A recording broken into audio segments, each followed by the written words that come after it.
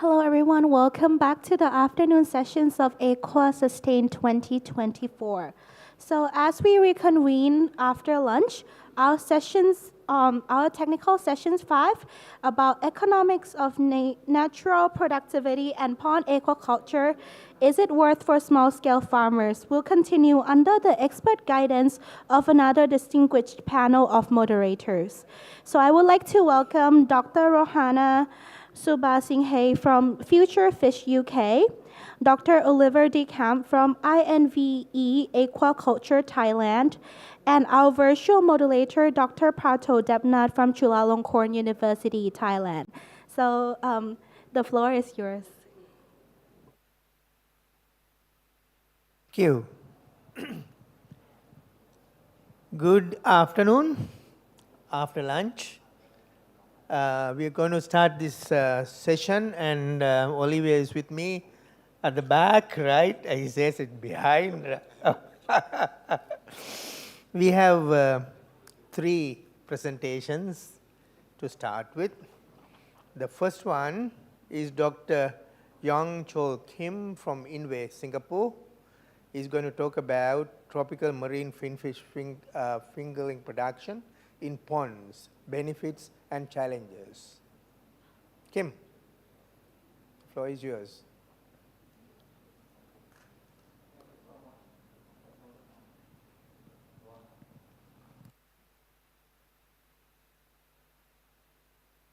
Hello. Thank you so much for inviting the AquaSustain, the organizer, and especially my colleague in the NDC for this topic of then. Today, I would like to speak about the tropical marine finfish fingering production in pond.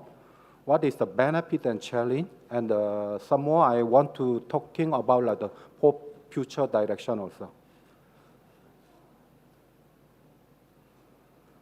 Okay, I'm the Chul Kim. Now, currently, I'm based in the Singapore. So the INVE and the SFA, the Hatchery Technology Center. So my position is R&D, the trial manager. So today, I would like to present the presentation for what is the importance of the tropical marine finfish fingering production in Southeast Asia. So this practical support local economy, enhance food security, and promote of the sustainable aquaculture. This presentation, I'll explore the economic and the environment benefit of the pond culture and the challenge and the key management of the practice and the future direction for sustainable marine fish fingering production. So the overview of the tropical finfish fingering production in pond, this method we are the start from about more than 30 years. So primarily is used for the cultivation, the live food organized in the pond, utilize the dead fish as the primary of the fish source. This is the practical for more than 30 years. Most hatchery operators use this method without fully understanding of what purpose used for this method. This is the method from the traditional low density method. Sometimes it's so ironically, so because of they use for this method for production, mostly still can produce the fingering for this use. Mostly this way produce the Asian sea bass, then the pompano, then the lead snapper in group in Southeast Asia. So overview of how we produce the natural environment condition of the marine finfish fingering, the progress of through the various of the feeding stage, starting with the small zooplankton like the rotifer, and move up to large zooplankton such as the copepod. Now we are used to Artemia available in the market. Then the successfully of the marine fish fingering produced hinging of the cultivation of the technology of the initial live food such as the rotifer. and the early stage of the carpet pot. So the most of the farmer use for this way to produce. So there are still a lot of the challenge because of the, we already talking about the past 2 days of the climate changes, what affect of the production or this, then after the suddenly, okay, change the weather. So the all of the this kind of the factor is the effect of our production. So, but still in the marine fish hatchery, we are talking about the Lotipa is the battle of the neck is the hatchery production.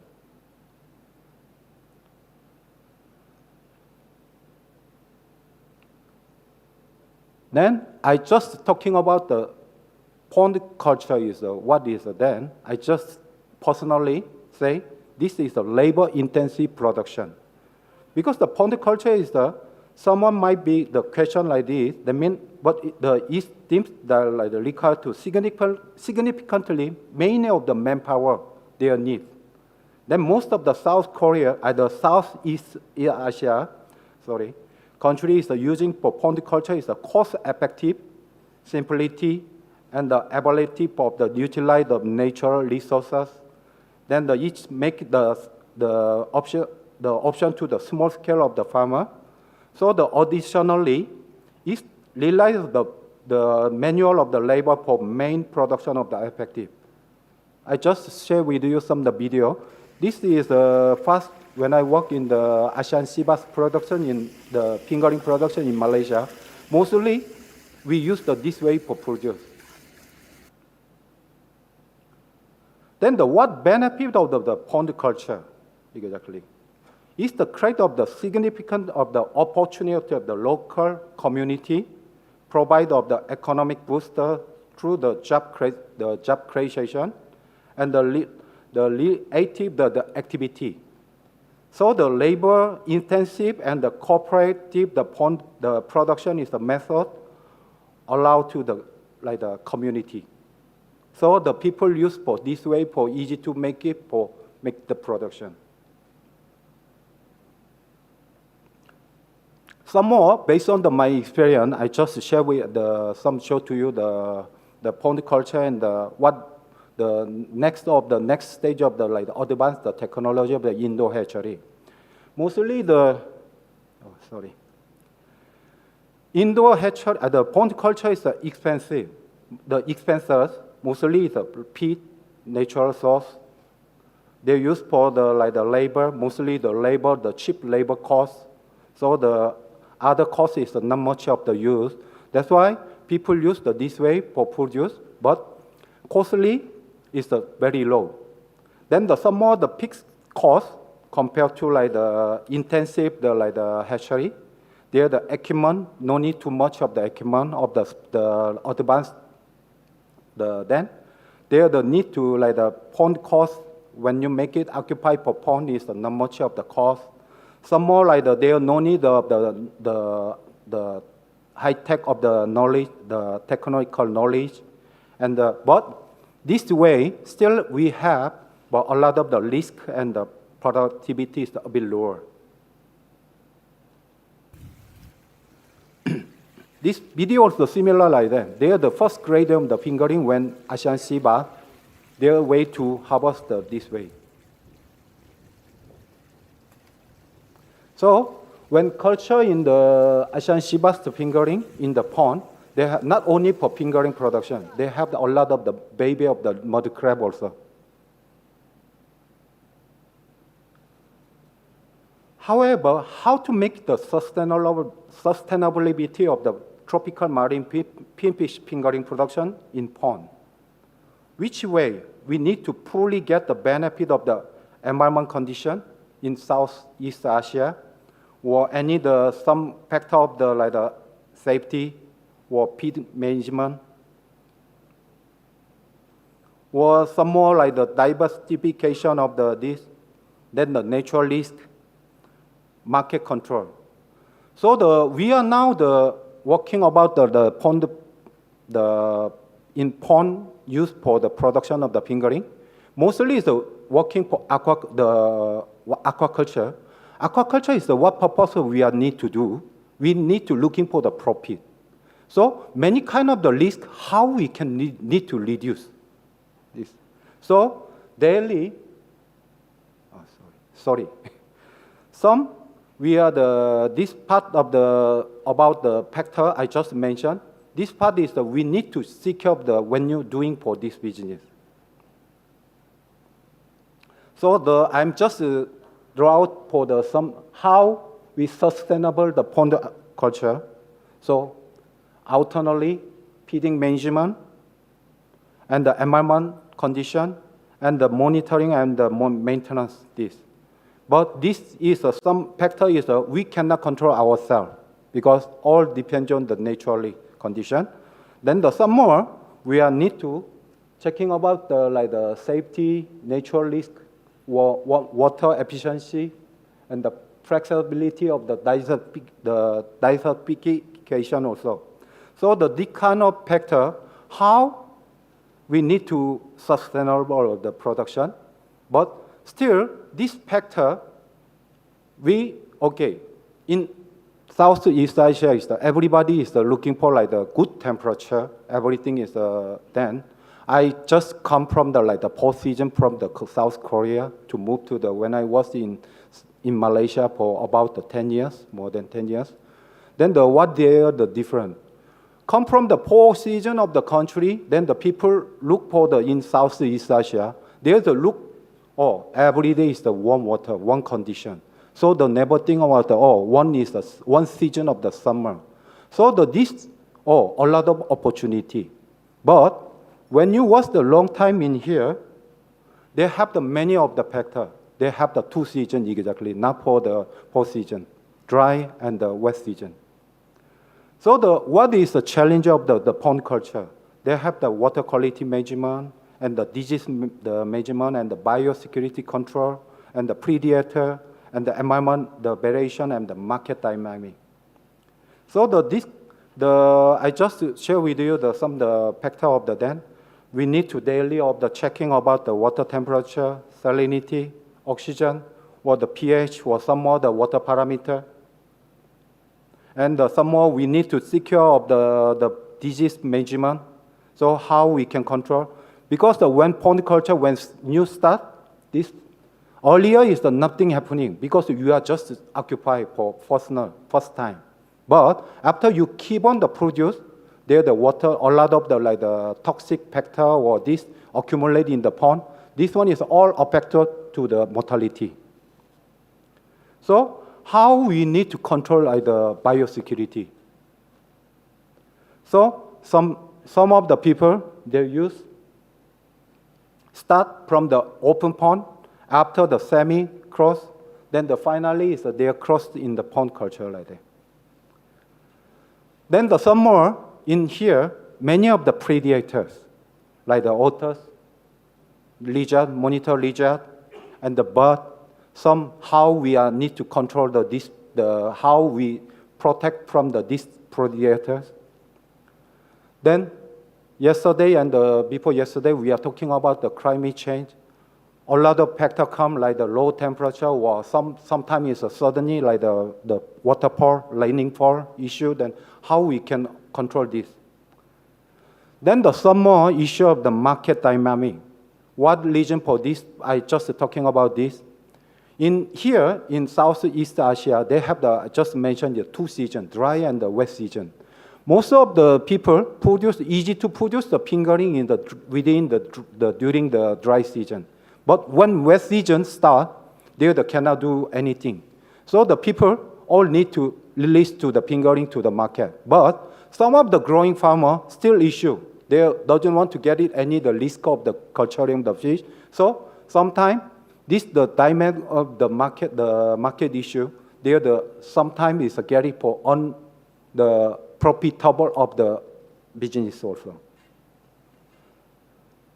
Then just before the issue, then we need to daily checking of even the pond culture, we need to check every day for DO, some more checking of the pH or some parameter. Then after you harvest for fingerling, you need to check about the condition of the soil. Some more, if you can, please check of the bacteria, TCBS, based on the TCBS. So I want to propose the today is the small scale of the pond culture. This one also very important for us. But we need to think about, start from the pond culture, then after, how we think about this pond culture is to make it for advanced hatchery technology. Mostly people use some more way is outdoor to move to the indoor. This is the grouper hatchery. When I was about 2 years ago, this about from the fertilizer about 16 days.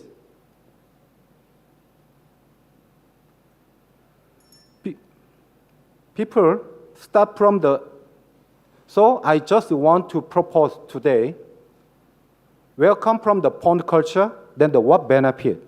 Then the what benefit from the indoor culture or intensive culture? So now we are living for not only for past 20th century. Now we are living, yesterday we are talking about the AI technology or this, how we get this knowledge by like the integrate of the pond culture and the intensive like the advanced indoor hatchery. Because why? Most of the people, when start for the hatchery business in Southeast Asia, they start mostly from the pond culture. But when pond culture, a lot of issue, disease or virus or parasite, some more like the people looking for not for like the general of the fingering, they are looking for the boost of the robust of the fingering. So the healthy fingering, then how we make it, this all kind of the knowledge now available in the market. So I think I just suggest, why don't we try to use for advanced indoor hatchery technology and the in-pond culture together. So integrate of these two ways to produce the fingering. Thank you.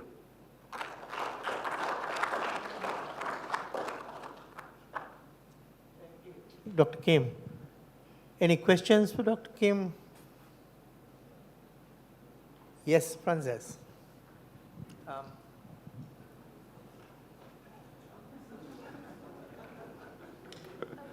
Thank you. Yeah, I'm just wondering, what species is it? Is it Epheinoides malabaricus that you're growing mainly in Malaysia? Malaysia is mostly the Asian sea bass, the barramundi. I know, but the grouper species, sorry. Yeah. Which grouper species? Grouper is this like the hybrid grouper, meaning it's the Espinophilus species, the tiger grouper, Yeah. and with the giant grouper cross. Okay, Yeah. so there's no Epheinoides coioides, is there? But because why this hybrid grouper is a lot of benefit for the fish farmer, Yeah. because the growing faster. Malabarus is the growing very slow, but this fish, when culture in the fingering to the grow out to until about the 1 year, Yeah. can reach to about the 2 kilo size. Yeah. The reason I ask is because for some of the species, the juvenile stage, it's Yeah. very difficult to get the good survival at the early stage, very low, 5% to weaning. Some like generally is the grouper fingering is the most difficult of this, but that's why I just finally mentioned of what we are get the advanced technology, then the use for combine together of even the small scale of the pond culture. Live food is all of the marine fish hatchery. Most important is the rotifer. Yeah. But in pond culture, not much of the rotifer in there. They are mostly of the copepods. So production ratio is about 1%, or some is less than the 1% also. But when you know how to culture the rotifer, intensive culture, then easily make it the high production. More than previous in my experience, I get it more than 30% also, about during the 20 days like that. Any more questions? All about sea bass fry production? No? Thank you very much. Thank you. Thank you.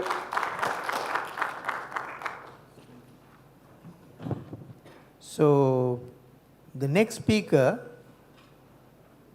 is Channa Samorn from GIZ Cambodia. We're talking about economics for small-scale pond aquaculture. Is it economic of small-scale aquaculture worth? That's a very interesting question. Dr. Samorn. Thank you. Good afternoon, everyone. First of all, surprising is to see the picture photo. It is not mine. Thank you. And my name is Samorn Channa, and I work for GIZ Cambodia. So today I'm going to present about economical solution for small-scale aquaculture. So yes, my presentation will cover in the 4 different parts. First, I will give you briefly about the project background, SAFER, community sustainable aquaculture and community fish refuge management project, the economic concept for small-scale pond aquaculture, SAFER approach in promoting aquaculture in Cambodia, and conclusion, the last. So, as you may have seen already the earlier presentation of Dr. Jens, it is SAFER is a part of the global program. It's on sustainable fishery aquaculture. This also target area, I think Dr. Yen is already mentioned. We work with the food insecurity population. We work in the small-scale aquaculture and artisanal farmer, and the actor along the value chain. We have the processor, input supplier, trader, and also policymaker as well. So SAFER is a food insecurity project. Our target client is a food insecurity household. So we, with the aim to eliminate hunger, improve nutrition, increasing job and income. So this project runs start in 2019 and will end in the next 2 months. And we work to contribute our political partner and governments to advance these strategies. Here, the National Strategy for Aquaculture Development. All we highlight this here is project support. So project support mainly strengthening dry field fisheries, and increase the fish production from aquaculture, household farmer, nursery, and all serious activity related to policy and framework for fishery and aquaculture in Cambodia. Here is a representative of the fishery farmer, and this dialogue to promote the fish market and selling, networking. And the main thematic area of the project, more fish, more work. So project provide the support to strengthen the capacity of the farmer, improving fish production and job and income. And sustainable fish is like project is strengthening related to policy framework of Cambodia, as I highlighted earlier. This is also related to IUU in regulate to protect or patrolling the illegal fishing activity. Here is some example of the photo. There are community doing the patrolling at the CFR to minimize the illegal fishing activities. The target group. So here's the highlights, the output of the project. We work to establish 21 community, basically in Kampong Thom, like our colleague mentioned earlier this morning. And we work with 450 households, 200 and 250 existing farmers. 3 nurseries. So why the project support the nursery? Because in our project area doesn't have the nursery. So they are in the remote area, so they are limit access to fingerling. That's why the project support established the nurseries. And we create the group, producer group. So we have all the 450 households, it's come to 10 group of the farmer. We work with the school, a university, here the student from university to do the research. Yeah, and also series of activity related to policy. Here's the highlight, the output, technical output related to aquaculture. So we developed, as you may see at our booth, developed the key principle for household aquaculture, training manual, and here this series of how-to videos. So in QR code you can access all this document information. So I highlight here in yellow is mainly the topic for my presentation is about economical solution for small-scale aquaculture. Explain farmer on the economic principle for fish farming and farming plans. So, yeah, the question is a small-scale aquaculture worth it? So, yeah, I see it's a lot of our speaker is mentioned all this, the small-scale aquaculture, a lot, almost a whole the event. So, but I wonder what kind of small-scale aquaculture you mean for. Here is this definition of our project, define how the small-scale aquacultures by the project only, several projects only. So it is poor and food insecurity household, small fish pond, and subsistence farming only, so for household consumption and small enterprise. Small-scale farmer is also work or labor intensive. They are more rely on household member to support their farming activity, feeding, fishing, maintaining fish pond activities, and how small-scale farmers are more rely on external support, donor, government, and development agencies. So without kind of subsidy, it's hard to push the small-scale farmer running or working. Yeah, here's the main challenge of the small-scale farmer. Here I provide the context of Cambodia. So limit access to high feed and fingerling. That means so in Cambodia, domestic feed company are quite limited, rely heavily on import product. But sometimes the quality and nutritional value of the product is inconsistent. So this can cause or affect to growth of the fish and healthy of the fish. And also fingerling, yeah, especially small-scale farmers are rely on like trader or small trader. So they don't have some official or legal information. They don't have the proper source of information, though they just buy it because it's low price. And also other challenge is they have limited capital for investment. There are illiteracy, limited knowledge in agriculture, in aquaculture, and market information, especially like I mentioned, is the feed rely on import product, and the feed cost is very high for Cambodia.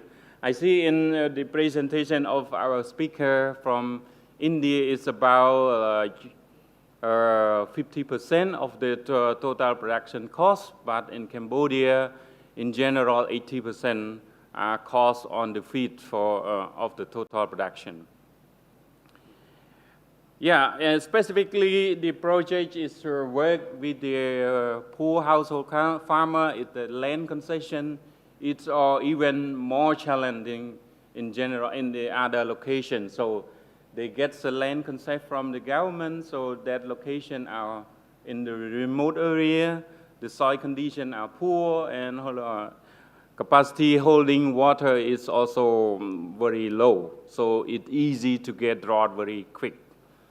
And also, with the household farmer are busy with the other activity because they not rely on aquaculture activity. They have to go out, migrate a lot to other activity, rice field and agriculture. Yes, this is a concept, aquaculture, small-scale aquaculture as profitable, but they have to have proper planning, budgeting, consider on their household condition, market condition. Small-scale farmers start with small. And I highlight tilapia is a suitable species for small-scale aquaculture, but especially for poor household in Cambodia because it grows very in short period, and I think you are most all technical and quite experienced with tilapias.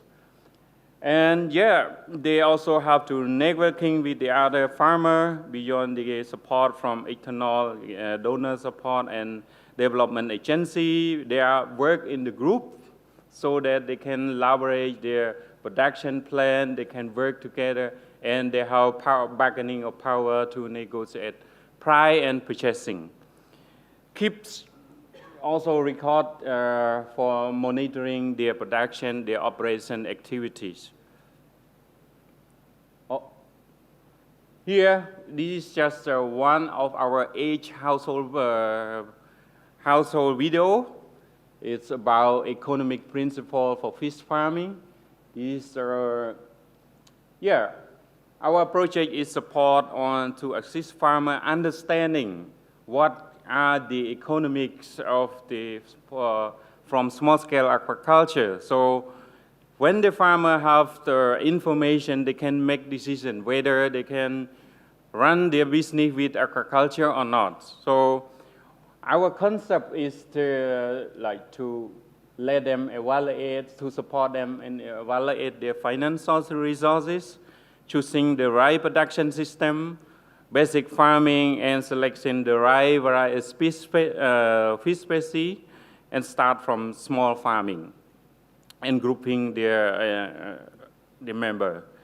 So economic principle as they calculate this, just example, the project support to calculate them and calculating their financial resources, where the money from, how much money they are available for investment their fish aquaculture. So it is a concept. If they see that they spend much more than the income, and how they're gonna do with aquaculture, where's the money from for their farming operation? Do they need to reduce their expense, or do they need to get loan from microfinance to invest in their farming activity? This is support them to really understand on their farming operation. Their system, I just highlight, you also know, their extensive and intensive farming. If they have financial available, whether they decide with the extensive farming or intensive farming, so it's different. Their house, we support also in basic planning and guide them to if you decide with intensive farming and how much fingerling you would like to stock, and what are the species, what are the requirement feed for that species. So these all information we guide them and work with them to really deep understanding on their farming operation. Here is another example is to support farmer for record keeping book. So record keeping is help them to, during the operation, they can monitor how much do they feed properly, or do they need provide some more feed, or what are the costs should be reduced. So if they see their expense is already a lot, then they can stop. Otherwise, they can get lost and lost. So this support them to really calculate and monitor their operation. But it is a challenge, like another country is also a challenge. Farmers do not like to record keeping. So our colleagues have to go and coach them and follow up with them regularly. We mentioned earlier, 450 households is only 167 are having a regular record. The rest, they don't know where the book are. Get lost the book. Economic principle. We also support the farmer in grouping together. So it helps them for like bargaining power in terms of buying and selling. Have the proper annual for production, so they don't have they plan together which variety are proper, high demand at this condition. So they have to plan together. And this is also the easy for get finance also especially from the governments. They don't need to put the collateral because they have proper planning and they work together. And reduce the cost. Yeah, I mentioned earlier, they buy together, so they cut the cost for transportation and the other facilities. And knowledge sharing, yes, they can exchange knowledge. Here's my, at the end, it just confirm that, yes, small-scale aquaculture, yes, get profit and sustainable. So, yeah, they depend on number of activity I highlighted, the right technical support, they integrate with the new technology to minimize risk and maximize the profit. They are planning together and proper management. Here's the roadmap is just to confirm small-scale farmer can get money. Yeah. He also integrated farming. They are not only doing fish, they also integrate with the other agricultures. Yes, so it's my last slide. Thank you.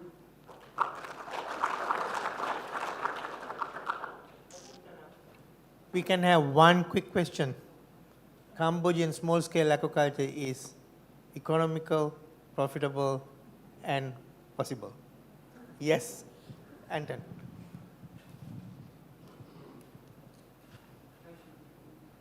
Thank you. Someone.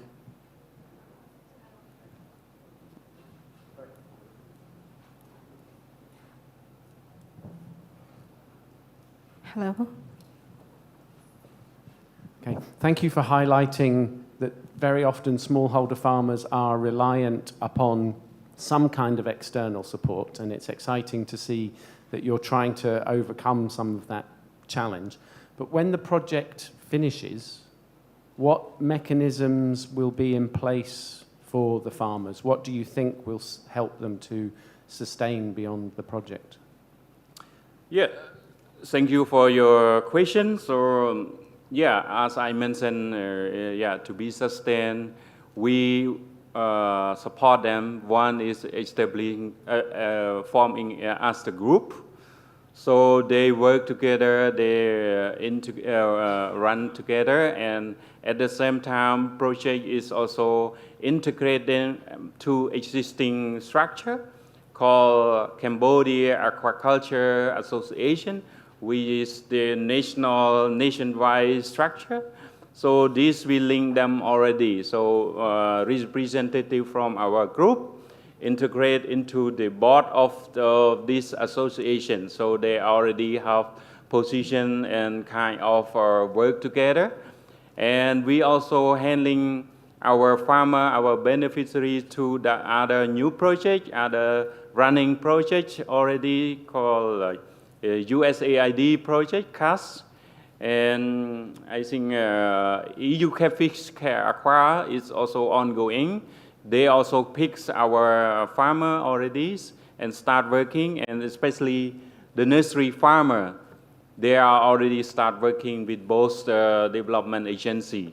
This is also the strategic we are supporting right now, and also we support the Currently, we support reviewing the National Aquaculture Strategic Development Plan because it is kind of contribute to sustainability. Because we see is already some activity are quite ambitious, not reached to their target up to 2030 yet. So we are reviewing and modifying. So what are the activities already done and what need to be done, especially for climate change, need to be integrated in the new strategic plan for aquaculture, and also technology is also in there. Now we are kind of reviewing. Thank you. Thank you very much. I think that's the time. Good. Thank you. Now we have a pre-recorded presentation. Two speakers from Switzerland, Dr. Andrea Bassi and Dr. Henri Contor from International Institute of Sustainable Development, Switzerland. And the title is Beyond Financial Costs, an Integrated Assessment of Aquaculture Systems. Dr. Bassi and Dr. Contor. Good afternoon, everyone. Thank you for extending the invitation for us to present at this very interesting conference. My name is Andrea Bassi. I'm a senior associate with the International Institute for Sustainable Development, and I'm joined today by my colleague Henri, which will take the lion's share of the presentation of our assessment that focuses on the systemic impacts of aquaculture systems. So the presentation that we'll give today will cover the context, the background of the study, and also go over the scenarios that we have simulated and offer an analysis of the results. The most interesting component to me will be the discussion when we try and interpret these results in relation to different contexts, and then we'll move on to conclusions and acknowledgements. So with this, I hope you will enjoy the presentation. We are happy to answer any questions you may have, and I pass the word over to my colleague, Henri. Over to you. Thank you, and so hello everyone. I'm Henri. I'm also part of ISD. I'm a modeler, a system modeler in ISD, and we've been glad to participate in this project with GIZ and the Chamba Center, but more on that a little later. So all of this originated really from observing a few different kind of trends that are happening globally. So first off, global population is growing, and with it, the demand for fish and seafood is increasing, as we see these trends happening here on the graphs. That puts pressure on different kind of food system, and in particular, the aquaculture systems, which seek to become more sustainable over the long run, or else we're hitting a wall somehow. And the graph here, looks at greenhouse gas emissions and food system being responsible for about a quarter of global emissions. But we could look at all different kind of indicators, whether that be water demand, biodiversity, and so on and so forth. So a lot of pressure put on making these systems, aquaculture system, more and more sustainable, and that's what we wanted to look at. We say, okay, what are the different systems out there, and how can we look at these systems sustainably? So we try to integrate all of these sort of systems in one framework to evaluate different aquaculture system with different sets of indicators using the sustainable asset valuation, a methodology that we've built at ISD over the years, and how we've been trying to evaluate assets through this methodology to have a systemic approach to valuation. So that's the broad context in which we were set up, but more about the SAVI model. So essentially, it's a mixed methodology which uses qualitative but also quantitative analysis. So we start really the method by this qualitative aspect, by looking at system as a whole and explicitly putting it on a map through a co-creation process with different partners we're working with to build this causal loop diagram, to look and seek and understand the root causes of issues and cause and effect relationships that lead to the different dynamics that we observe. And that's the starting point of our assessment. It's really sort of the core that leads to sort of the data collection process, which is the second part, which is more in sort of this quantitative aspect of it. So we have location-specific data that we integrate into this breadth of knowledge, and then we mix it with spatial data, climate data, and different sets of literature review. To all of this be integrated in quantitative models, so either system dynamics model or Excel-based models, to provide integrated cost-benefit analysis, looking at the social, environmental, and economic dimensions of an asset. So that's essentially the SAVI method. And so we applied this method to aquaculture systems. So we first conducted the system analysis by co-creating a system with different sets of dynamics whether that be with nutrients, water, the fish stock itself, the economic aspect of the operating balance, and so on and so forth. And from that sort of blueprint, we extracted different indicators that we wanted to quantify. So that goes to all the different kind of costs, cost of construction, labor, feed, energy, etc. But also the production benefits, fish production, but also we looked at extensive rice fish farming. So we had rice production to also quantify, the land requirement to produce the feed, to operate, and so on and so forth. So that even the externalities that goes, to carbon emissions, energy requirements, water demand, nutrients, and so on. And we analyzed all of these indicators through 4 scenarios. The 3 real aquaculture systems that we wanted to look at. So the extensive rice fish farming, the semi-intensive fish farming, an intensive net cage farming, and intensive fish farming in tanks. So sort of a scope of from very extensive to very intensive systems, and try to compare how all of the indicators up there can be quantified. So just a bit more definition on those scenarios. So the first one, this extensive rice fish farming system, essentially it's a farmer that has a rice pond and that wants to transform it and gets more revenue from fish. So he's using the water that's in these ponds and sets up a nice extensive rice fish farming to use that symbiotic relationship between the fish and the rice, which manage the nutrient cycle a little better and so on and so forth, but more on that a little bit later. The second scenario is semi-intensive fish farming. So we're still in earthen ponds as well. And we try to use the most we can natural fertilization, but it does get supplemented by external inputs and feed for the optimal protein utilization. And then we're moving more towards the intensive scenario. So we have 2 scenarios in the intensive section. So one being net cage farming in open water, essentially. So a lot of feed going into that and a lot of outputs, negative externalities in that water, as we're not trying to recycle anything. Whilst the intensive fish farming in tanks to try to recirculate these nutrients and water use to sort of limit those externalities the most we can. But nevertheless, both of these systems heavily rely on high feed inputs and other inputs like energy and so on.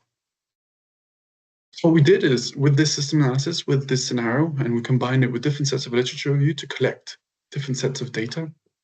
We then integrated all of that into a customized Excel-based model, a cost and benefit model, to really be able to quantify and value the cost and benefits over the life cycle. So we really looked at the 2050 horizon. So essentially it would be what if we implement the project in 2025 and what would be the results by 2050 cumulatively. And then we can compare, the different infrastructure types to see which ones yield the best benefits economically, but also financially. So it provides information to different kind of policymakers or investors to assess the different practices and aquaculture practices. So that's essentially what we're looking at. So if we look at the results, we see, here we're looking at environmental indicators. So we looked at land requirements, wild catch requirements, energy requirements, carbon emission, and so on.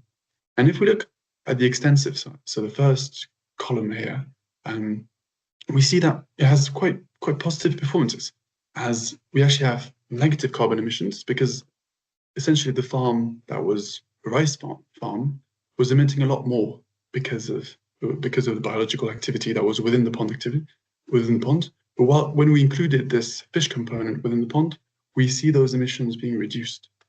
So essentially that's what justifies this negative carbon emission. So a very positive outcome of the extensive rice fish farming. And we see minimal water usage, as the whole idea is to cycle that water with the combination of rice and fish.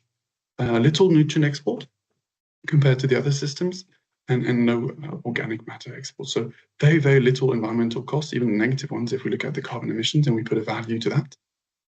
So great positive outcomes here.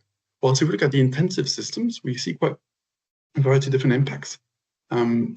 First off, land requirements to produce the feed, as if they are mostly plant-based, that will require land somewhere else on Earth to produce the feed. Similarly for wild catch, so to produce the feed, that you need to catch different kind of fish and transform it and go through different kind of industrial processes to be able to produce the feed there. So there's heavy impacts there. Energy requirements are also quite high for the intensive system in tanks. then the different kind of carbon emissions related to feed production, but also energy consumption. We see different results here. Mostly here, the worst environmental income in terms of carbon emissions are the intensive tanks, which mostly come from the energy consumption. Then we have different kind of costs, obviously the carbon emissions, as I just mentioned now, but also water demand, because all these systems consume a lot of water, and there's a cost to that.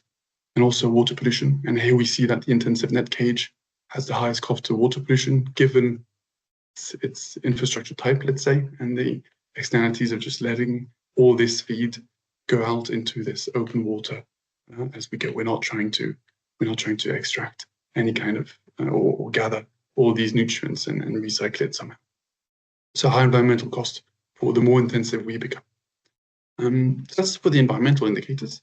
But if we look at it at a different perspective, the social indicators, we see that the extensive farming, produces both fish and rice. So that's on a nutritional point of view, it brings a lot of diversity. So in the context of food security, it could be very interesting to make sure that these rural communities have that nutritional benefit. Moreover, it also produces more employment, but more on that in a second, and produces some kind of stability through this employment. Moreover, the extensive farming, because of the way it's designed in a way, it offers recreational benefits. Communities can actually gather around these ponds and play around, have any kind of leisure activities around it, or even educational experiences, and learn more about the biodiversity that holds there. Whilst intensive systems, by definition and by design, focus solely on fish production, and yes, they yield very high outputs, so which does produce a lot of food for the communities, but has a limited integration of additional sort of nutritional benefit because we don't have that rice component like the extensive rice fish farming does. So that's another aspect to keep in mind when we look at the social indicators. In terms of social costs, so if we actually look at the variety of different costs of the systems, we see that in the extensive rice fish farming system, a large share of the cost are the cost of labor, and that actually undermines and reflects significant employment creation, because all of these costs would directly go and benefit the local communities and local farmers that operate this. Whilst if we look at the other systems, the biggest share fall onto the feed and fertilizer costs, which is out of the community, and usually it's big corporation gathering the benefits of these feeder and fertilizers. So different sets of factors, different kind of social benefits in each of these cases. Finally, on the intensive fish farming in tanks, we see also, as we mentioned just earlier, the cost of energy being quite a significant proportion of the cost. So mostly the intensive systems operate with lower economic costs generally when you look at this graph, and that's mostly driven by economic of scale, but offer fewer employment, as I just mentioned, and rely heavily on external input. Now, if you look at it on an economic and financial analysis, so if you look at the benefit to cost ratio, so really just take the total cumulative benefit over that 2050 horizon, and we divide it by the total cost also over that 2050 horizon, we see different results here. So if we include the externalities, so that would be the economic benefit to cost ratio.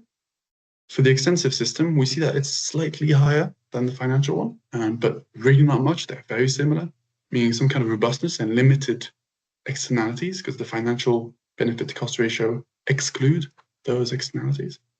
And while we look at the more intensive system, we see that the financial benefit to cost ratio is actually higher than the economic benefit to cost ratio, basically proving that the negative externalities play a key role here in these systems, and make this economic benefit to cost ratio drop down lower than the financial benefit to cost ratio.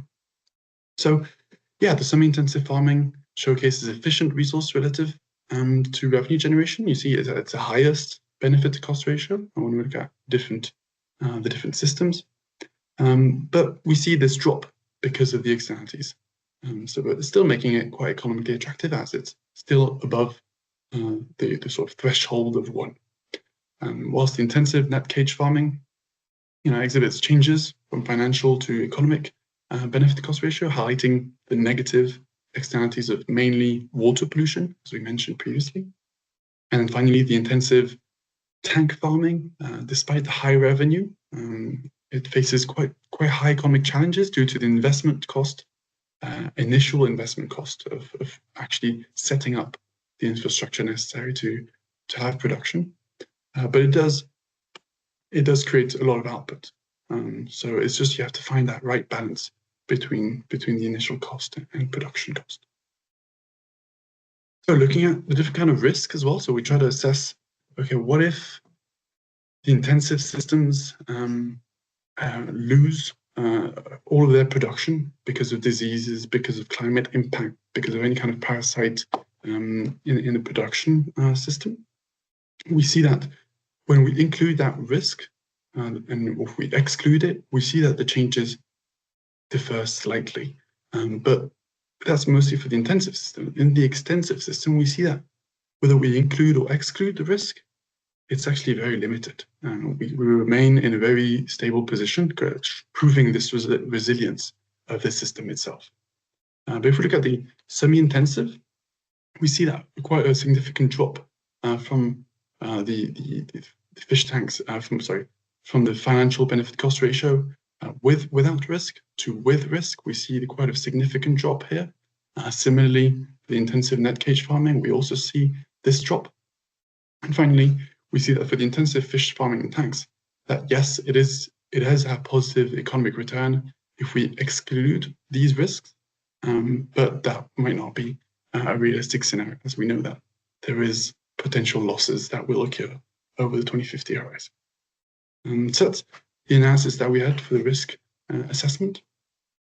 So the different insights for the stakeholders through the assessment, and they'll be a lot more detailed in the report that we're about to publish at IISD with JSN and the Channa Center, is that there's different actors or stakeholders that can benefit from these kind of results. For policymakers, well, it might help them understand and develop types of regulations and incentive that will promote sustainable aquaculture practices and encourages more extensive systems or semi-intensive systems to mitigate the negative externalities of intensive systems. And for investors and financial institutions, it makes a more informed decision about the funding and supporting of aquaculture projects to make sure that those externalities are included also in their decision. And so when identifying different investments, it actually looks at the broader impacts, the societal impacts of just the financial performance of assets. For local communities and practitioners, they can benefit from the detailed insights into the dynamics of different aquaculture system and understand the best practices and strategies for enhancing the sustainability and resilience of their community, especially in the context of climate change. So in conclusion, we first saw that the environmental superiority of the rice fish farming, as it has negative carbon emissions when moving from a rice-only pond to a rice fish pond. It has minimal water uses and utilizes these nutrients efficiently. Moreover, it's a biodiversity hotspot. It's by creating this kind of environment where there's already these cycles in place where it attracts even more biodiversity, so low environmental cost there. And in contrast, the intensive systems have high impacts. We saw the water pollution impacts for the net cage system and actually uses a lot of resources like wild catch, like energy and so on. The second point we made was the economic and social trade-off.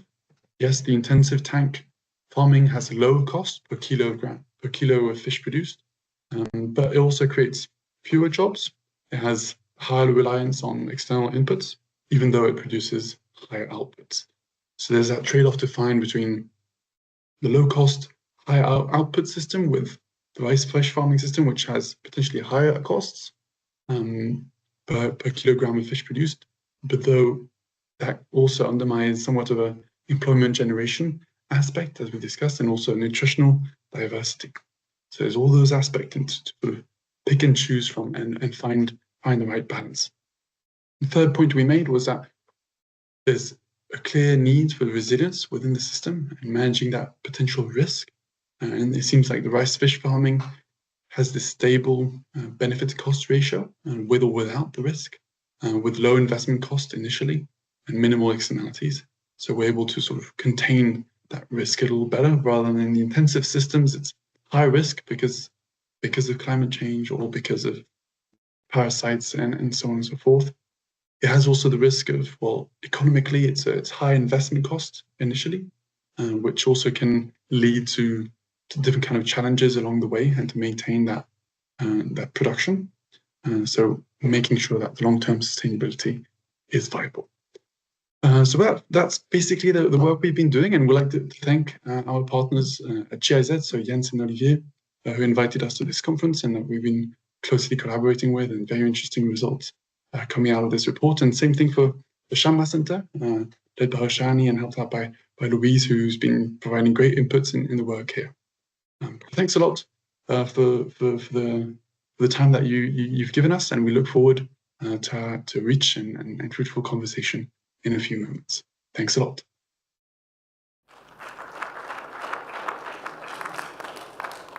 We cannot have an interactive question and answer session. Any questions you may have, please do write a piece of paper. We will try to share with them. Thank you so much. If you guys have any questions, feel free to send them an email. So I extend my heartfelt thanks to all presenters and the modulators for the contribution to session 5. So we are now proceeding to the technical session 6, which will delve into the risk and mitigation in aquaculture, including cost assessments, impacts, and remedies. So please welcome our moderator for this session, Dr.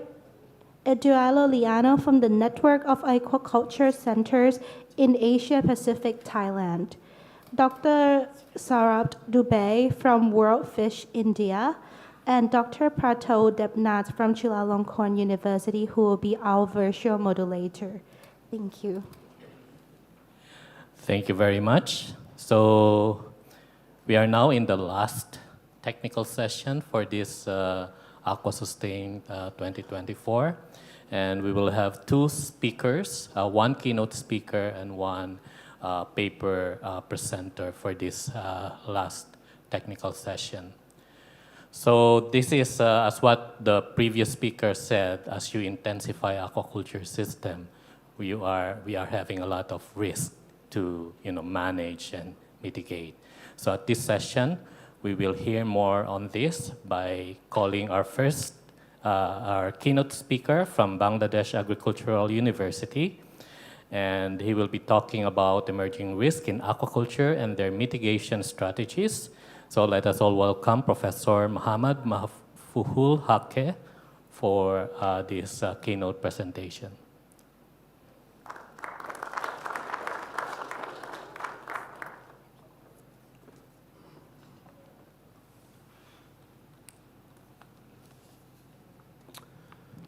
Thank you, moderator and respected colleagues and scientists in different parts of the world.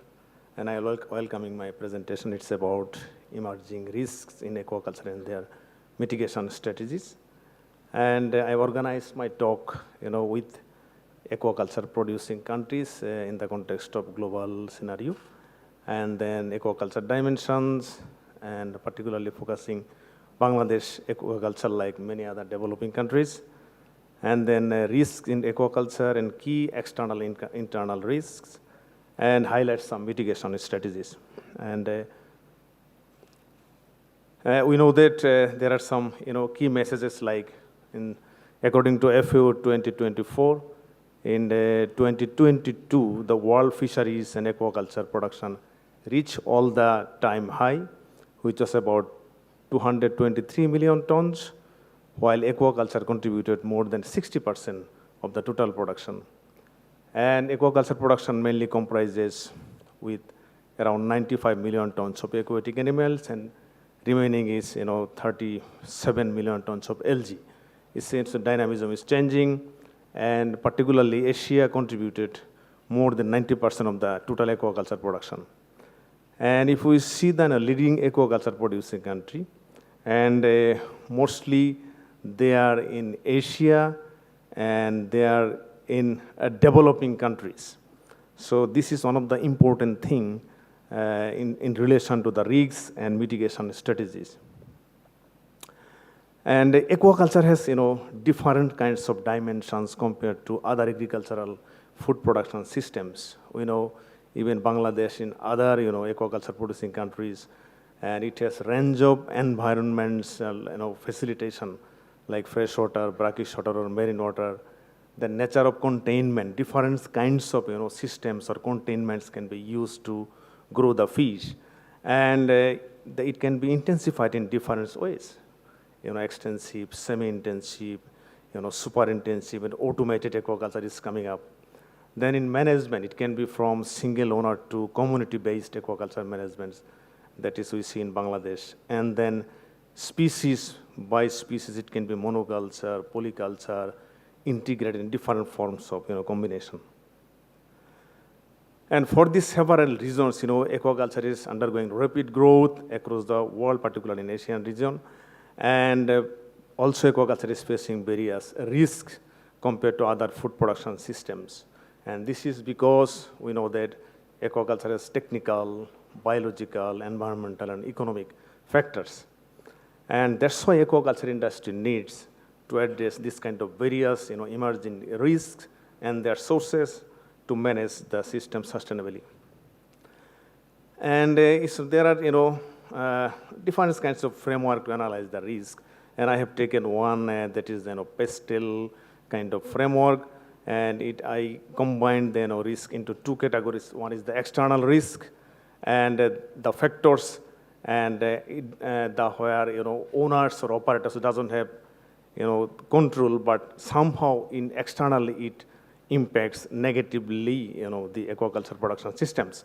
And there are some internal risks, and which originates within the farms who operates as an actor. And to capture this, as I said, I have used this kind of framework, and focusing mostly Bangladesh's small-scale aquaculture context. And I highlight some risks, and there are some mitigation strategies, and which are similar to other aquaculture producing countries. And if we say about the Bangladesh aquaculture, it's a big change over the last 50 years after the independence. Aquaculture production increased 40 times, and particularly over the last 12 years or plus years, aquaculture production become double. And it contributes around 60% of the protein consumption of the entire population in Bangladesh and livelihoods of millions of people. And the framework to analyze the risks, there are a couple of things like political risk issues, then economic issues, social issues, technological issues, environmental issues, and legal issues. And if we look at one thing, this is very interesting, very sensitive to talk about, and there is a political issue. It's difficult to analyze, difficult to explicit these things. But there is an index, it's called Fragile State Index, and it's developed by Fund for Peace. And it sounds that in the aquaculture producing countries, the developing countries, has the higher FSI, and it is developed by cohesion kind of thing, economic issues, political issues, social issues, and cross-cutting issues. And higher the FSI indicates weaker, more vulnerable, and more fragile situation in the country. And these things very close to the policy level connection of the aquaculture systems and what we see in Bangladesh. So let's see, and there is mapping. If you compare the maps of aquaculture, in these regions aquaculture is dominating, and if we see the FSI, these are also dominating in this area. That means there is a color, code and presentation is a failed state, high alert. And there are a lot of indicators. It means that developing countries are dominating aquaculture. Developing countries has some sort of weaknesses in their policy and political decisions. So, for example, in Bangladesh, aquaculture is considered as a subsector of agriculture, but it is a subsector of crop agriculture. And in the policy, aquaculture farmers, is not getting the proper benefits or proper support from the government, particularly, and as an example, in the irrigation systems, aquaculture needs lots of irrigation. For electricity use, the irrigation, cost in the aquaculture systems is considered as the industrial cost, that is 3 times higher than crop agriculture. The key point is that although aquaculture is considered as a subsector of agriculture, but its cost, particularly the electricity, is considered at the industrial scale. That's why it's a policy weaknesses here. And then fertilizers is subsidized in crop agriculture, but feed ingredients and other things for aquaculture is not subsidized. And that's why, the policy doesn't support aquaculture properly. In Bangladesh, that more than 90% fish feed ingredients are imported. And that's why farmers, face this kind of risk. And another things that due to the government policies and regulatory policies, poor farmers cannot get access to the lease land that can get easily by the influential people due to the policy and connectivity with the government. And at the development of the policy or revision of the policy, it does not occur frequently. And we have the National Fisheries Policy in 1998. After that, the policy did not update it. But within these times, there are some acts developed like Fish Hatchery Act, Fish, Feed and Animal Act in 2010. And for these purposes, we had a lot of discussion. Dr. Francis Mari's photograph is here. We had a project, FP7 framework, we discussed a lot, and particularly for the traceability issues and other issues. And there are some changes, but the science, you can see yesterday there was a big presentation by Ben Belton. We have a lot of research work, and Ben Belton has shown that I think 22 publications published in Bangladesh compared to other countries. We have a lot of scientific information, but we could not relate them with the policies. This is because, policy level is, connectivity between the science and policies is still very poor. And if we look at the government policy in terms of the export, currently the frozen food industry gets 10% incentive for the shrimp export and 5% for the finfish export. And they seek more incentives because the vegetable growers who are exporting this vegetable, they are getting the 20% incentives from their export. And while farmers are getting nothing.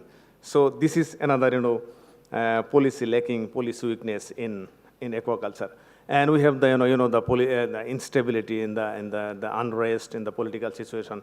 And recently, the unrest to make the fish selling, marketing, and consumption within the country, outside the country, made a big problem. And that's why the farmers are facing the problem of feeding their stock in the pond. And this is the things happening due to the weak political system. And if we look at the economic domain and in terms of the government financial policy, terms of credits, etc. The Bangladesh Bank recently, they made a big decision to give the credit to the agricultural farmers. And out of the total, fund, 10% is allocated for the aquaculture. That is about 200 million Bangladeshi taka. And farmers can use this credit for their fish and shrimp farmer with the minimum interest rate. But problem is that Bangladesh Bank is the central bank to regulate the credit given by the other banks. But other banks, the local banks, they don't want to take the risk because banks believe that if the credit is given to the fish farmer will not be able to pay back the money because farmers, aquaculture has a lot of uncertainties, a lot of risk like climate change, climatic disaster, disease. And for this reason, aquaculture farmers do not get the credit, all the government had the budget. And another thing, the export market we have, particularly shrimp and prawn export from Bangladesh in the frozen form. And this is recently declining. This is due to competitive low market price of the other shrimp in the exporting countries like Europe and America. And we have other weaknesses like traceability system, certification compliances, and recently there is a development of domestic market of shrimp consumption. That's why, the export market is, declining in Bangladesh. And another, there are a couple of things in terms of the economical point of view, like the price of the feed ingredients and other inputs is increasing because we need to import everything. And as I said before, more than 90% feed ingredients we import, and increasing feed ingredients and other inputs and make the farmers sometimes vulnerable to operate their farms. And sometimes, fish price and demand in the market fluctuates for these regions. And then there are some social issues as well. And aquaculture practice in Bangladesh, particularly led by the male. And recent years, there are a lot of urbanizations, and male people are moving to urban areas to do other jobs. That's why labor prices increase in the aquaculture farms. And the female, culturally, socio-culturally, cannot work in the aquaculture ponds. They cannot go into the pond. They cannot work in the pond. That is another problem. And another issue is that aquaculture farmer doesn't have any functional associations, institutions, so that they can bargain with the government to take their rights, to discuss their problems. But exporters, they have very strong association. They can take the benefits from the farmers in different ways. And there are other social risks like theft, vandalisms. This happens sometimes. And then technological issues, like there are a lot of advancements in breeding, feeding technology, application of AIs. Like recently there are companies, they are promoting different kinds of sensors, and these are being used by the farmers, but it is not widely accepted. Still, it will take a long time. And particularly the new species are coming. For example, sea bass breeding technique is very interesting thing. Very, farmers need this kind of farming, but it's very difficult to, breed sea bass, Bangladeshi sea bass, but they need, supports for this technology. And feeding technology is improving, and recently, there are some high-tech promoted by some some companies like RAS, biofuel technology, but these all are failed because, it needs, special skills, electricities, and other things. Farmers did not accept this. And then innovation and other innovations, aquaculture become highly interdisciplinary, and risk associated with this innovation due to inadequate knowledge at the farmers level. And in this context, we have still around 272 hectares of farms where shrimp farms are growing, and these are small scale, and more than around 99% farms are in traditional methods, and 1% just recently, doing the improved, like semi-intensive farming systems. That means if we want to change these things, if we want to, introduce the new innovation, it needs huge effort to do this. And another very important area is lack of technical information and expertise in fish disease diagnosis and treatment. It's going to be the very emerging risk due to the intensification of aquaculture farmers. And we had a project funded by BBSRC and Dr. David Bass, I think professor, he is here. And we worked together there, and we analyzed, microbiomes in the fish ponds. We have taken the sample for 22 months, and we have got many interesting things, pathogenic microorganisms as well as beneficial microorganisms. The more aged the ponds having pathogenic microorganisms than the newer ponds. And this is vast area to look at in the coming days to handle the diseases. And in technologically, to mitigate the risk, aquaculture is going to be intensified, particularly in the finfish, and the disease is occurring, and the use of antibiotics is increasing. And alternatively, to reduce the antibiotics, and there are many other things coming in the market like probiotics, prebiotics, synbiotics, parabiotics, by different names. And these are also the new things to make the farmers understand this. This needs new knowledge, skills, lot of efforts. These are also innovation, but risk for the farmers how to use them. And then another important area is water quality, particularly in the environmental domain, water quality monitoring. This is very interesting thing we observe. And in aquaculture pond, it is in the first day, I think 24th, the first day of this conference, we have seen how sunlight is important to aquaculture systems. And sunlight, phytoplankton, oxygen production, altogether is very important thing in the pond that we cannot see because we sleep at night.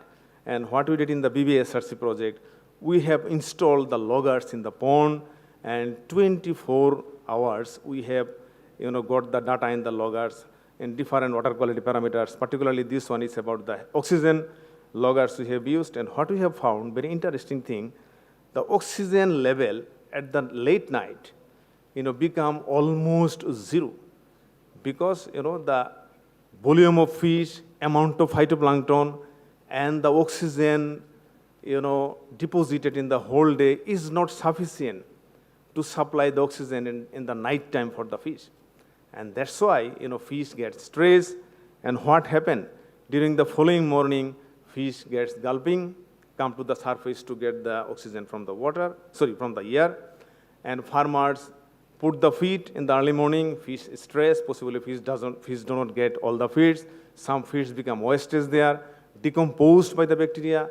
The fish culture is happening in the summertime, temperature is very high, biological oxygen demand is very high, then toxic gases are produced there, fish get stressed further, fish get disease further, then farmer has to go to the doctors to get the medicine, drugs and chemicals. This kind of a cycle of weaknesses in the fish ponds only due to the lack of the oxygen, lack of this knowledge. And this is one of the important area, I think, in aquaculture pond everywhere to address. One of the big risks, it has a lot of implications with the fish health, stress, drugs and chemical use, and food safety issues altogether here. And another issue to monitor the water quality and entire systems, automation is coming. But I am not sure how it will work in the small scale level. But as I said yesterday, it could be useful for the water quality monitoring. But if it is growing very fast, and if it can address all these things, there will be making a differences or class differences between the small scale and large scale. Large scales mean who can invest more, small scale who cannot invest themselves. And that's why there will be a big classes, class categories among the fish farmers in the future. And then another important area is doing the climate change. If we see, according to the map, it shows that, again, the aquaculture producing countries are in the line of climatically vulnerable zone of the world. And again, climate change has a lot of impacts. And recently, that in the last May, there was a big cyclone, it's called Remal. And it cost around 28 million equivalent US dollar losses in the shrimp farming. It's a big risk in the aquaculture system in the developing countries, as all are on the same line. And we had some recent studies about the perception of the climate change, particularly at the hatchery owners. And farmers and hatchery owners, they can perceive, they can explain, they can understand what is the climate change. And climate change knowledge transform into their own way. And we have found that this climate change impacts their hatchery operation, like poor larval growth, poor gonadal maturation, poor hatchery rate. These are the whole range of impacts they have experienced. And then there are some legal things, like we have a lot of ministries in the developing countries. I think 33 ministries. Ministry of Fisheries and Livestock, Ministry of Water Resources, Ministry of Environment and Climate Change, Ministry of Health and Family Welfare. These responsible for drugs and chemical administration. In this complex ministry, Department of Fisheries is very slim. They cannot take the decision to change their policy, to support the systems. And there are a lot of gazettes, laws, regulation is coming up. And land administration, recently they have a law that rice field cannot be converted for the aquaculture farms. But farmers are doing, there is a conflict between them. Then drugs and chemicals use. And these laws and acts is controlled by the drug administration, but not by Department of Fisheries. And discrimination in terms of the subsidy in different agriculture sectors that I said before. And I am at end of my presentation, and if I just categorize the key risk into two categories, external and internal, actually some of them are overlaps. It's difficult to make them differentiate, but external risks are imported imports, is spelling mistake, imported imports, then fluctuation of market price of fish, and food safety, compliances and certification, then government policy, credits, etc., and then low profits due to high input cost, water quality issues, disease, technological advancements is coming, and then climate change. And these are the key risks I said. And I have some little mitigation recommendations, like diversifying the farming, and in Bangladesh particularly in finfish and shrimp prawn aquaculture, farmers are diversifying, particularly with the horticulture. To get the benefit or profit from the fish, it takes 6 months. But if farmer integrate with the horticulture, farmers get the benefit within 1, even 2 months. That means horticulture give the cash flow quicker than the fish. This is one kind of strategies, and it gives quick cash flow, additional income, and climate resilient. For example, if the fish is died and fish production is slow, then they can get some benefit from the vegetables. And these are the rice shrimp farming photographs, and these are the fin fish farming photographs. A lot of integration going on in Bangladesh. And finally, training and logistics support is required for advanced technologies and water quality monitoring and treatment. It could be digital AI, as I said before, and disease diagnosis and treatment. I don't have any suggestion for this, but this is very important in the growing aquaculture as an emerging risk. And then government policy support, and this kind of discussion should be done in this kind of forum. And then regulatory support like food safety, certification and standards, and farmers require local and international collaborative support to adopt advanced technologies and comply with emerging regulations. And finally, if we make a general conclusion, is that the aquaculture countries are leading in the line of Ecuador, something like this, and countries are also vulnerable to climate change, and countries with high fragile state index.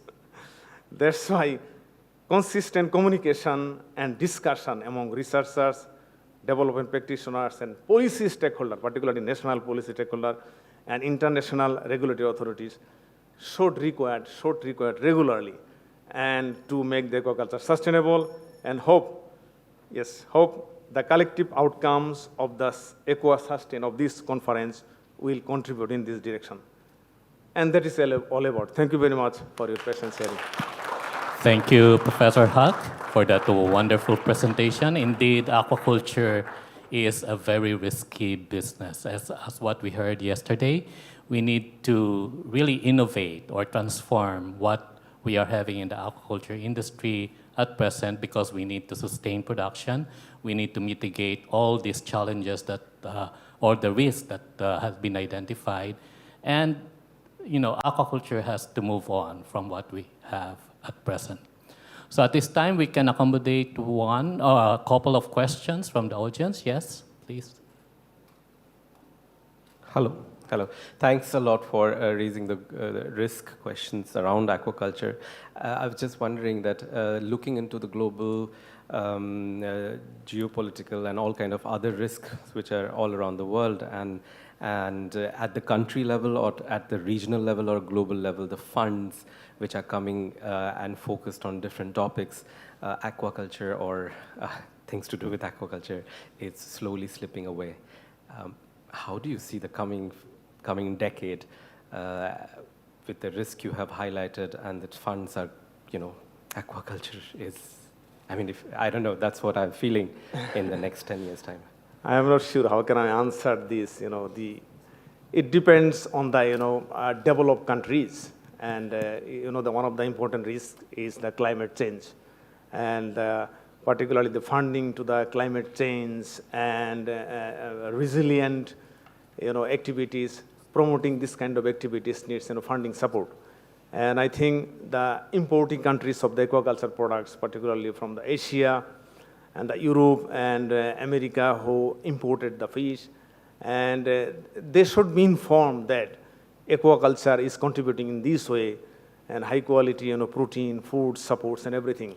And messages we are generating here, discussion we are having here, it should be communicated with the people, and so that climate finance, like COP, there is a meeting happen every year, I think, And this sort of information should be communicated with them. And I think if the people understand well, I hope that they will be contributing in different ways with funding support, with knowledge support, with service support in the coming days. And I think in this kind of discussion, what we are doing over the last 3 days, and if we could communicate with the policy stakeholders, particularly in our developing countries, we have the fund, we have the conflict, we have the competition among our inter-ministers within our country.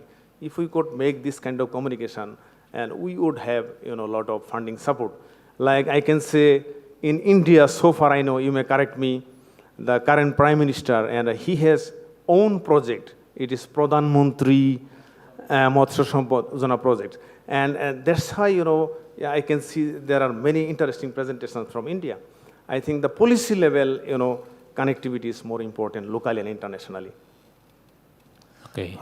You have rightly pointed out that climate change is affecting aquaculture more than other sectors, because many of the risks that you have shown is that affects everyone, all the farming sectors. Here, we had in India this National Initiative for Climate Resilient Agriculture. For 10 years, we were also associated with that. So we tried to document on adaptation done by the farmers and then climate resilient practices at our, say, research level.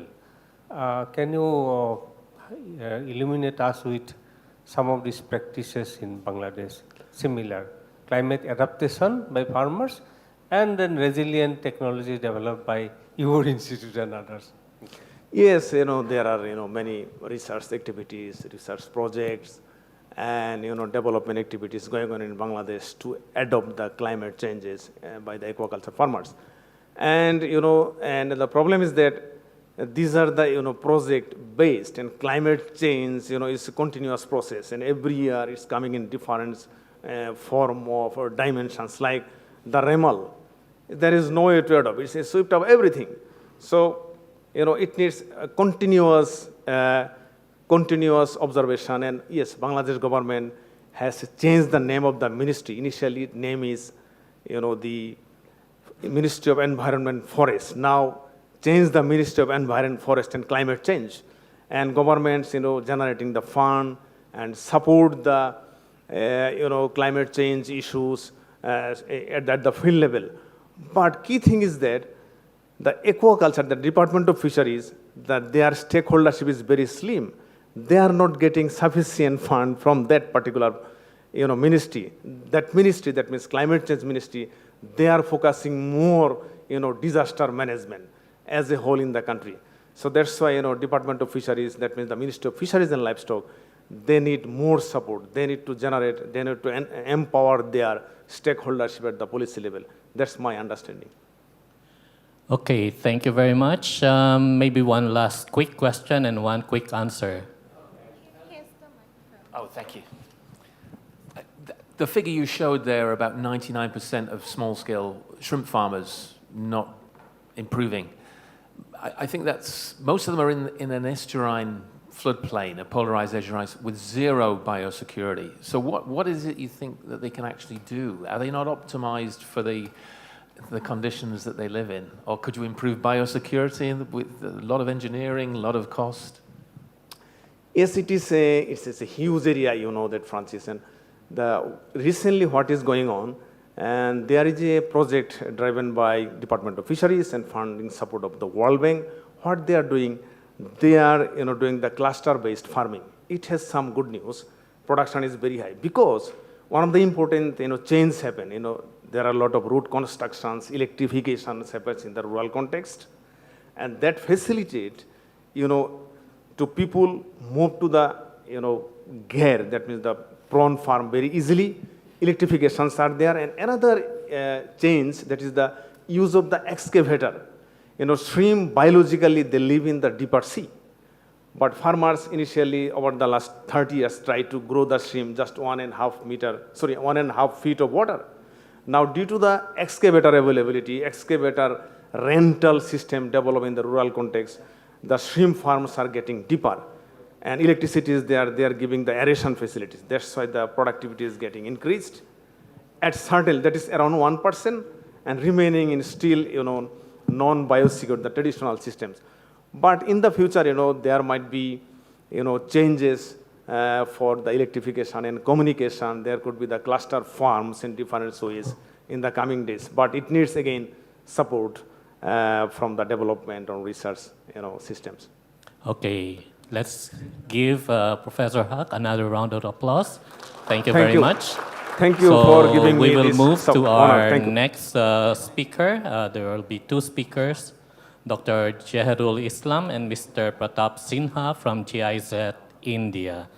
And they will be speaking on risk mitigation and quality assurance of fish and related products through participatory guarantee system. Okay. The floor is yours, two speakers.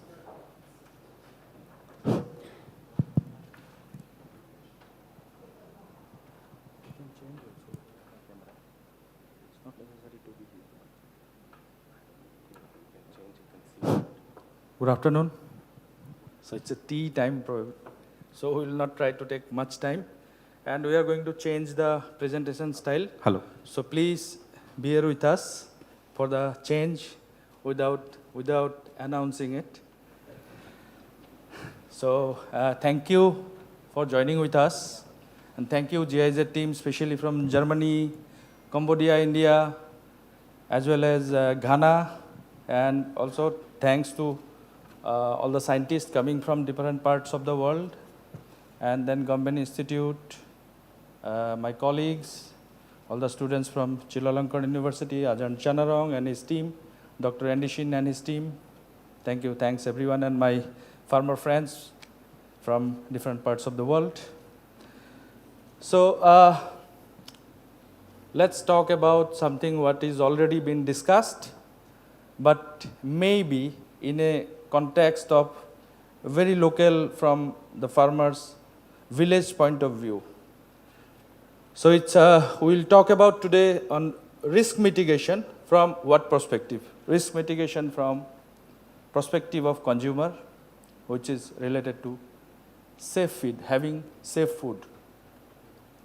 Quality assurance through participatory guarantee system, which is established system initiative by Government of India, initially first initiated under NCONF, Germany, and practiced in many countries, but not for freshwater aquaculture.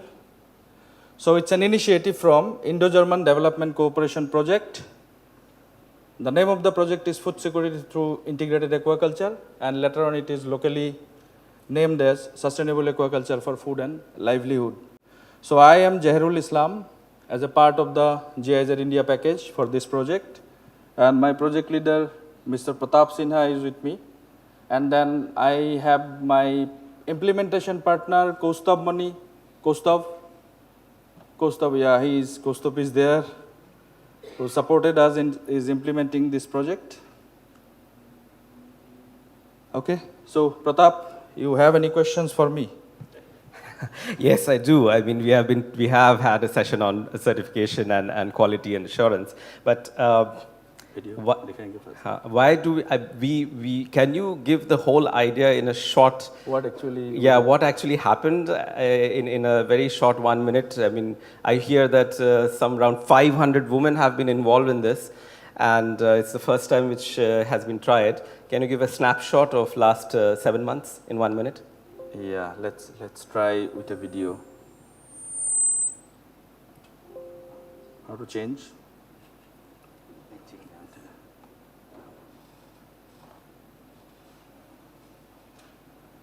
Not how to play.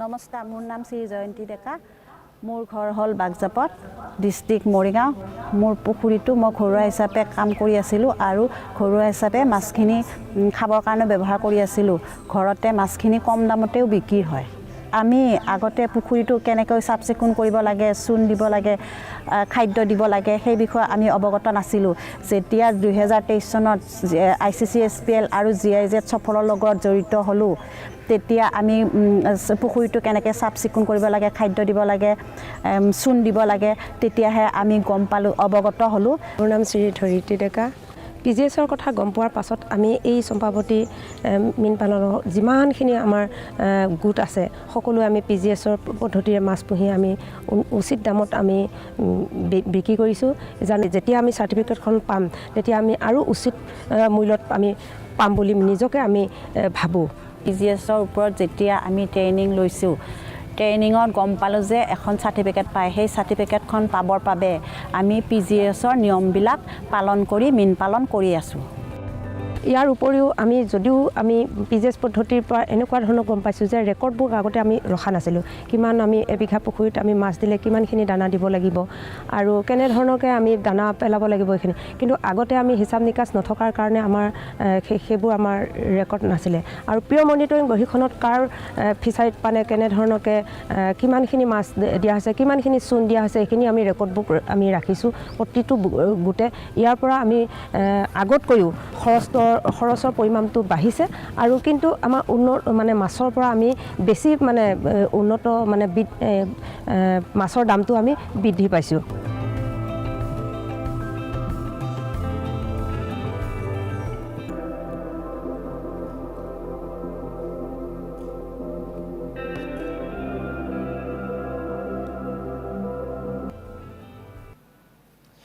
Thanks, Jeherul, for showing in 1 minute what happened in the last 7 months.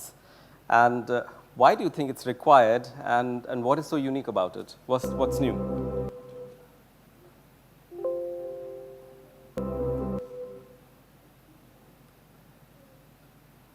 Can you specify your question, please? I mean, why is it required? I mean, why do we need all this, breaking our head in this certification when the world can go without using it? So it's a small-scale farmer. We don't need all these kind of things. After COVID, people are more conscious about food and its source. So definitely, we all are here talking about good food, and we all are talking about certification.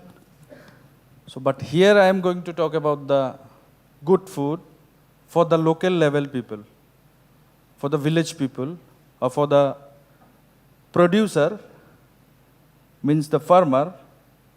He is selling to his neighbor. The neighbor should ensure that the fish I am procuring from my nearby farmer is safe to have and nutritious. And yes, environmentally sustainable. So all this it covers. So that is why this PGS is for. Thank you. And what is this on the slide? What are you showing here? It's about the PGS guiding principle. Here you can see it's a participation, shared vision, transparency, trust, and horizontality. Here I'll talk about the horizontality. It's like how do you evaluate the package of practice or maybe the guidelines that has been set. So it is through farmer to farmer. The farmer are divided in the local groups, which is as per the framework of PGS India under Government of the Ministry of Agriculture, Government of India initiative. Within that, the farmers are shared among the local groups, which are the producer group. So that is how the producer group, one farmer will go and look into the package of practice, and accordingly they will give a specific numbers or colors or denominations so that it gets improved gradually.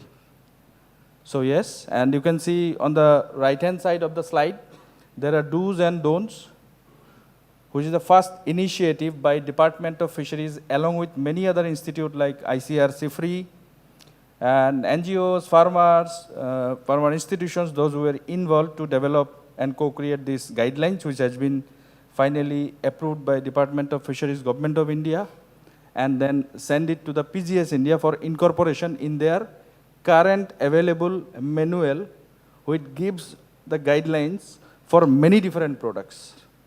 Okay? So, is it okay? Did you get the answer? I got the answer, but certification and data, it's all very complex. I heard that it takes a lot of effort and it takes a lot of money as well, external, like, people who are involved in this. So how is it working exactly? In terms of, first is you were talking about money and then data. So here, every farmer, each and every farmer can have to spend very little amount of currency, around $10, $10 to $15 per year to get the certificate, I think, which is not very much. This is one. And second one, regarding the data are managed by farmer institutions. It is not going to any other one. But yes, once they will brand, so the local consumers can get the idea of the whole package of practice as well as how sustainability is grown. There will be traceability among the local. And this is the book which will give you the guidelines under the framework of PGS India, and also how to train the farmers to go and initiate for this PGS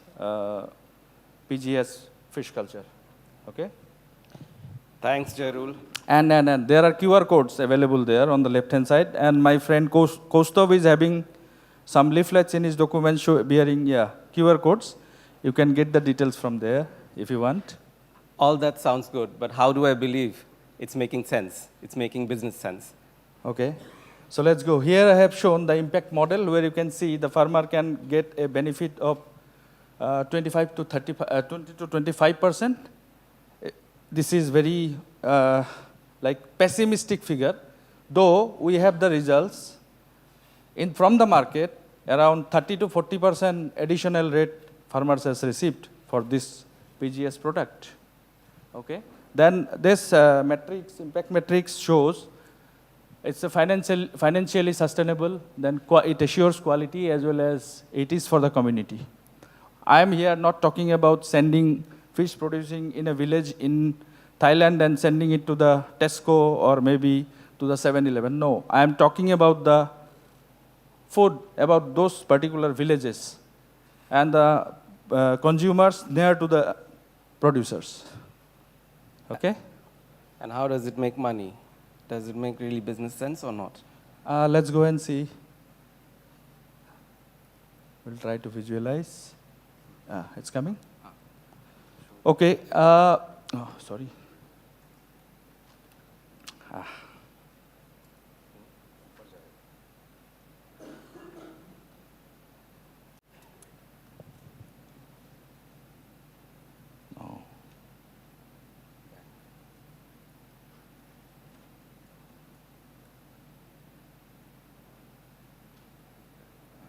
Okay. No, I'll not use this one. Better. So, total farmers who tried this PGS initiative under the Indo-German Development Cooperation along with ministries and state departments in Assam are 500 women farmers. Why we have selected 500 women member? That is also that should be a question. Because Morigao, it's the implementation is happening on the eastern part of India, which is beneath China, near to Bhutan, and on the down Bangladesh, on the sides Myanmar. So I look like as Mongoloid face. I have a Mongoloid face because I belong to that part particularly. So there, in this particular district, which I'm talking about, Morigao, has male-dominated fish culture. You say intensive, super intensive, everything they are doing. Okay? So it's a initiative. We tried that if women could come in the aquaculture more, they can support the family in a more better way instead of only depending on the male income. So that was the idea. And BMZ has also some kind of initiative they have started already for women. So that is why we have taken the women. So 500 women, 207 hectares of water area, and the final production we received is 2.8, 2.9 per hectare. And then current prevailing market price for Indian major carps, because the fish considered were Indian major carp, 70 to 80% of the country's production comes from aquaculture is through IMC, Indian major carp. So that is why we have also tried with Indian major carps. And you can see the additional average market price schemed through in wholesale market is 30 to 40%. And in the current market price in retail market is about $2.38 US. And PGS fish, the farmers got 25 to 35% additional rate. This is in their local market. And finally, there is a brand the farmer institution is planning to have in future so that they can sell 20 to 30% of their product through branding. So basically what you mean is that currently the brand is by word of mouth and known by knowing of the wholesaler and retailers, that they know where is it coming from and it reaches to the customer and customer can make a difference to pay extra price. That's what you mean? Absolutely. So there is no label, no big things, nothing of that No sort? big things, Why? no label. Only the consumers are ensuring that, yes, I am the consumer of the same village. I know that Pratap is producing in a good way. He is not putting the poultry offals or the pig offals into the pond and not producing the fish like red-bellied paku. But yes, he is producing IMC by using the natural techniques and the old methods. He is not putting lots of chemicals as well as formulated feed because it is not allowed under PGS. Thanks, but I don't know how far that will go without a stamp of some logo or something. I have a doubt on that. But anyhow, say, what do the farmer actually do at their farm? What exactly they do?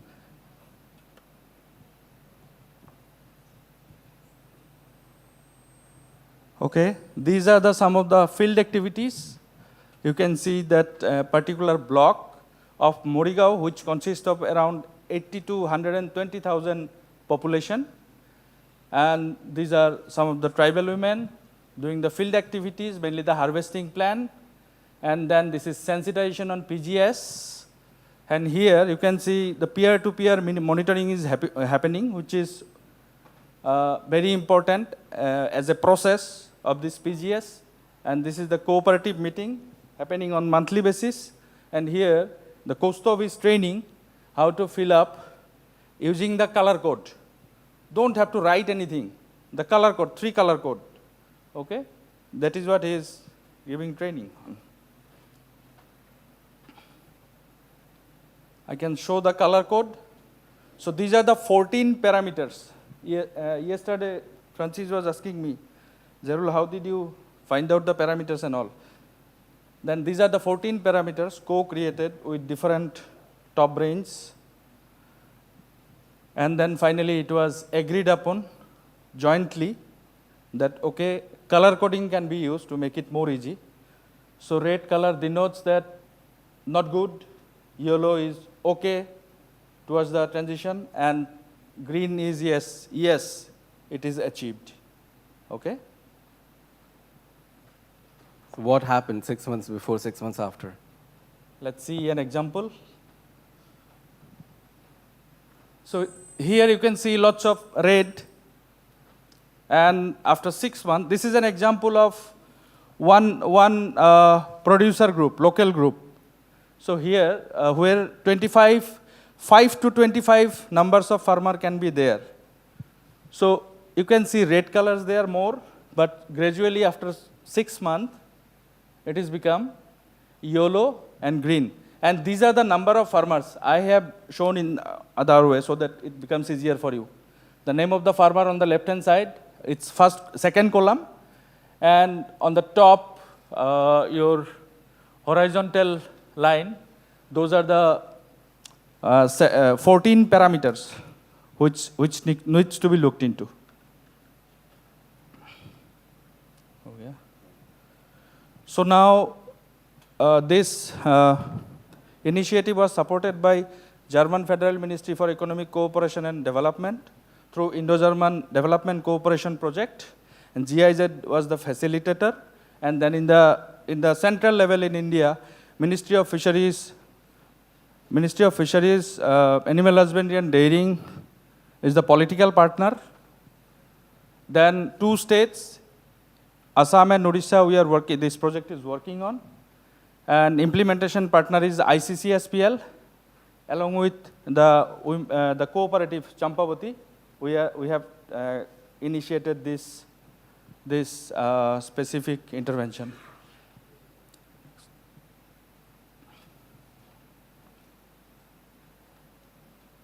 So these are the stakeholders who has supported and becomes the backbone for this specific initiative. We have government institute, we have national institute, we have state-specific agriculture universities, ICR institutes, then farmer institutes, individual farmers, then CSO, like NGOs are there, NGO partners are there, even private partners were also there who supported us in this. So, yes. Thank you. And there were also wholesalers involved. Yes. Wholesalers and retailers were involved. Just to add on that. And why do you think I am going to come to your farm and, peer to peer? I will not be biased. Okay.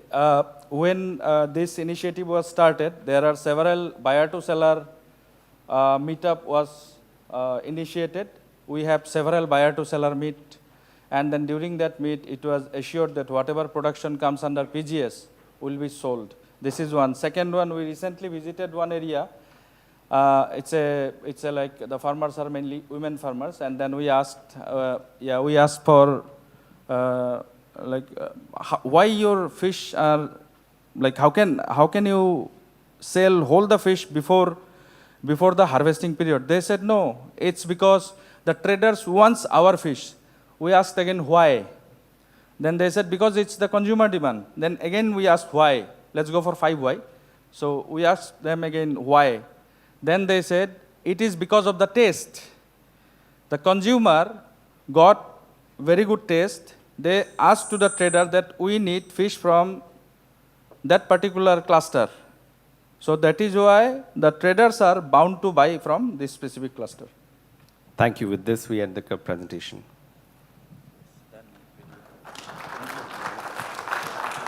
Thank you very much. I'm not sure if we will have an open Q&A. Yeah, but I really love your video on the empowering women in village aquaculture, because this is one of the issues that is being thrown to the aquaculture sector, the gender inequality. So I think you are addressing this problem or this issue by empowering women in that particular project. So yeah, Francis first. Microphone, please.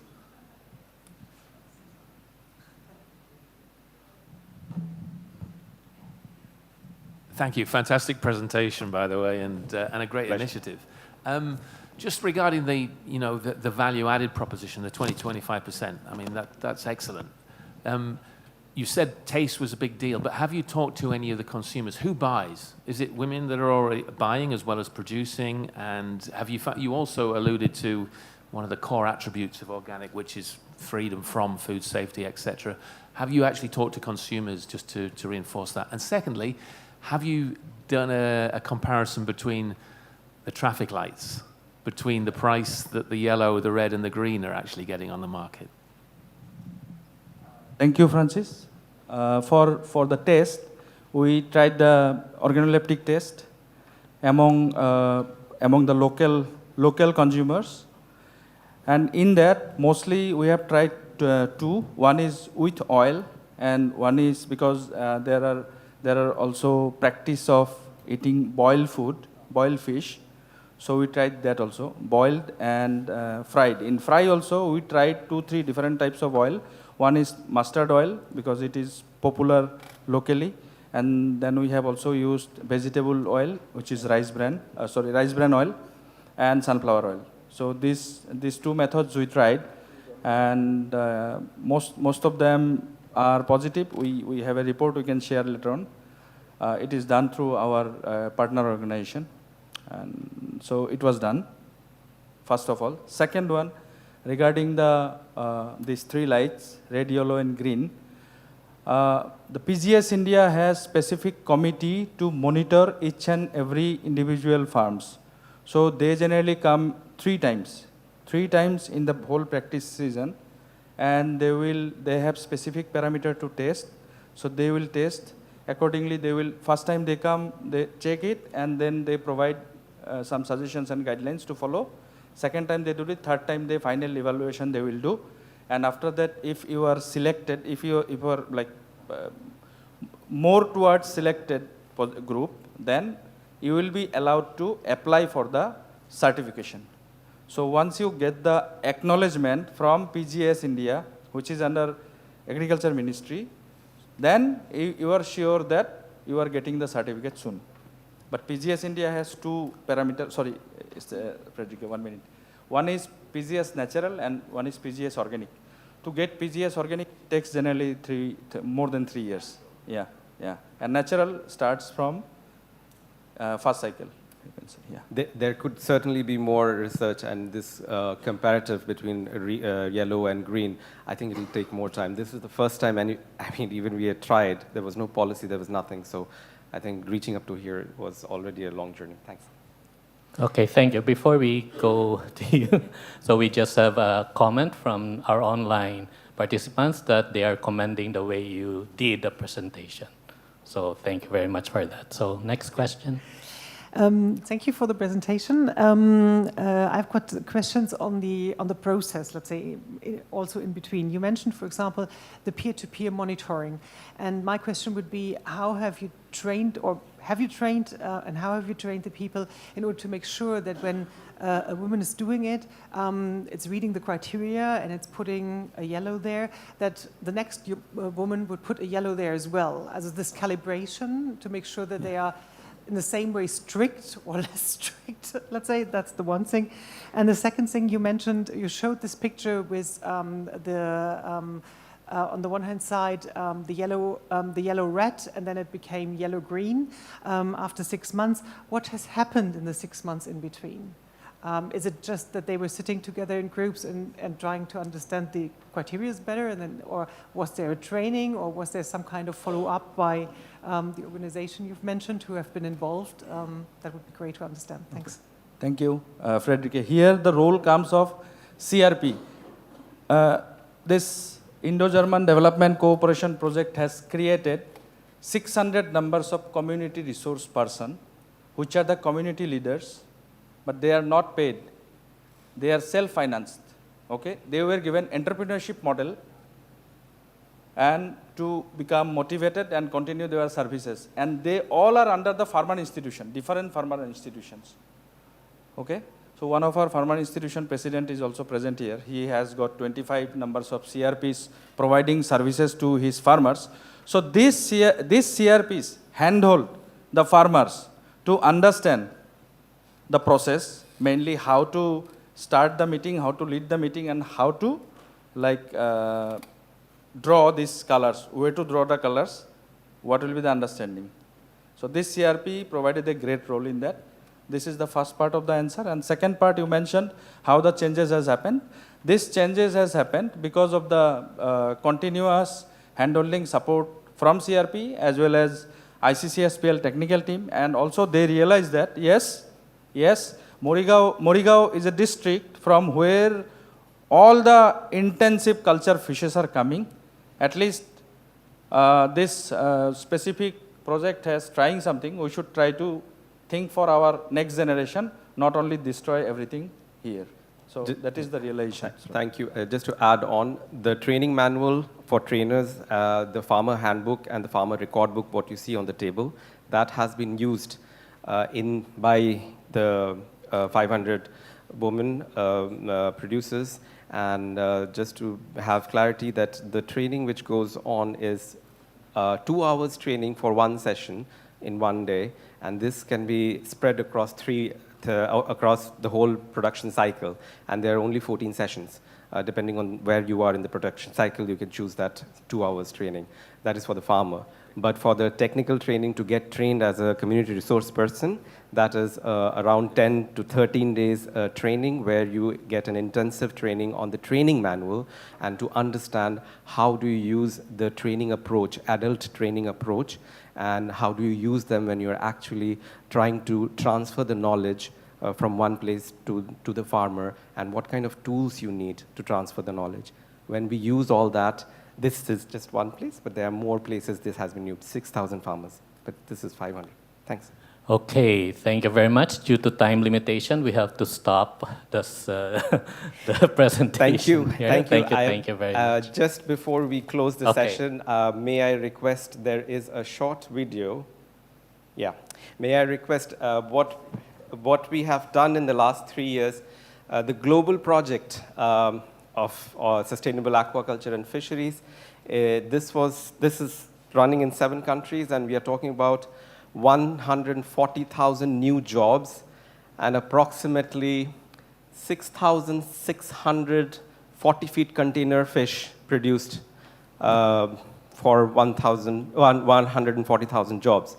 But for India, we are talking about 6,000 farmers with whom we worked, if you can consider them sampled, over the last 2.5 years. The knowledge material itself took 2 years' time, took a long time to come up with that. And we are trying to compress the whole knowledge in a 24 minutes documentary to spread idea worth spreading. But here we are just trying to show a trailer of 1 minute and trying to capture what has been happening. And if it makes sense, hopefully the documentary can be shared with all over wherever you are from to spread more ideas if it makes sense to location where you are. Thanks. Thank you very much. Are we ready with the video?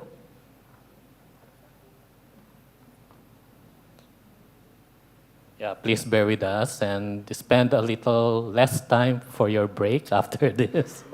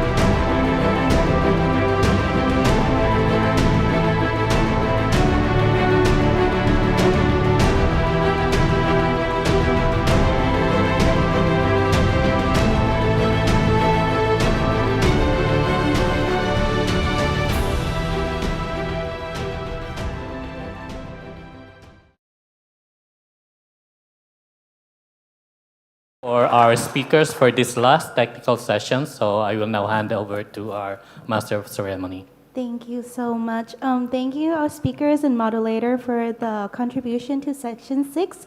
So we will now have an afternoon coffee break, and please return to this room by 4:25 p.m. so that we can commence with the Big Questions Workshop 3. Thank you.